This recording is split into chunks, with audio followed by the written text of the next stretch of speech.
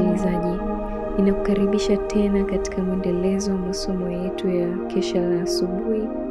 Leo tarehe 29 ya mwezi wa 4 mwaka 2025. Tuna somo zuri lenye kichwa kinachosema kuketi miguuni pa Yesu. Na fungu letu kuu linapatikana katika kitabu cha Luka fungu la 10 na sura ya 42. Nalo linasema, lakini kinatakiwa kitu kimoja tu, na Mariamu amelichagua fungu lililo jema ambalo hataondolewa. Tuombe. Wasaa mwingine huu tunakushukuru Kristo. Asante kwa kutupa uhai, na tunashukuru kwa sababu unazidi kutubariki sisi ambao hatustahili. Tusamehe dhambi zetu Kristo, utufundishe, utuongoze sawa na mapenzi yako. Hili ni hitaji letu, katika jina la Yesu tunaomba na kushukuru, amina. Mwokozi wetu alithamini nyumba tulivu na wasikilizaji wenye shauku. Alitamani upole, ukarimu na upendo wa kibinadamu. Wale ambao walipokea mafundisho ya mbinguni ambayo alikuwa tayari kuyatoa walibarikiwa sana. Watu walipokuwa wakimfuata Kristo katika maeneo ya wazi, aliwafunulia uzuri wa ulimwengu wa asili. Alitafuta kuwafumbua macho yao ya ufahamu ili waweze kuona jinsi mkono wa Mungu unavyoushikilia ulimwengu. Lakini wengi walikuwa wazito kusikia. Na nyumbani huko Bethania, Kristo alipata pumziko kutokana na mapambano ya kuchosha ya maisha ya umma.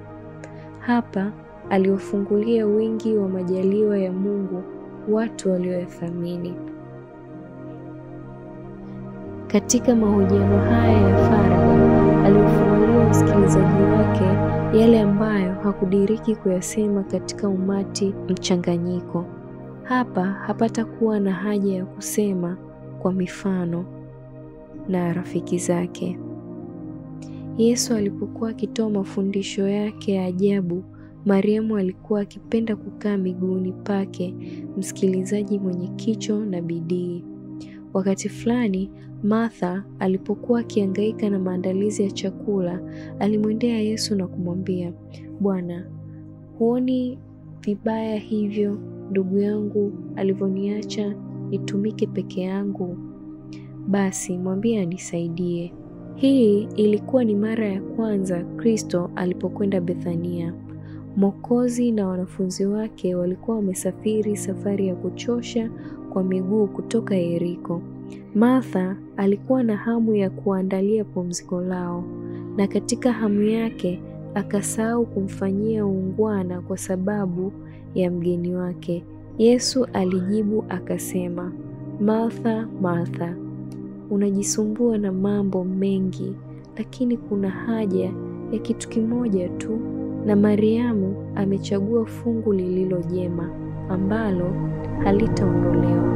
Mariamu alikuwa akihifadhi katika akili yake maneno ya thamani yaliyokuwa yanatoka kwenye midomo ya Mwokozi, maneno ambayo yalikuwa ya thamani sana kwake kuliko vitu vya thamani zaidi. Jambo moja ambalo Martha alilihitaji lilikuwa ni utulivu, roho ya ibada, shauku ya kina ya kuwajua yale yanayohusiana na wakati ujao, maisha bila kifo na neema zinazohitajika kwa ajili ya ukuaji wa kiroho. Hakupaswa kuhangaika sana kwa mambo yanayopita, badala yake ahangaikie mambo ya milele. Yesu atawafundisha watoto wake kutumia kila fursa ya kupata maarifa hayo ambayo yatawafanya wawe na hekima katika wokovu. Kazi ya Kristo inahitaji watendakazi waangalifu na wenye nguvu.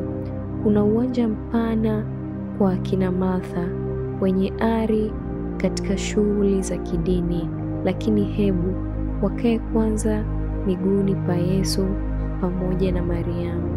Hebu bidii, uharaka na nguvu zitakaswe kwa neema ya Kristo. kisha maisha yatakuwa nguvu isiyoshindwa kwa ajili ya mema. Nukuu kutoka katika kitabu cha Tumaini la Vizazi Vyote sehemu ya 2 ukurasa wa 134 mpaka 136.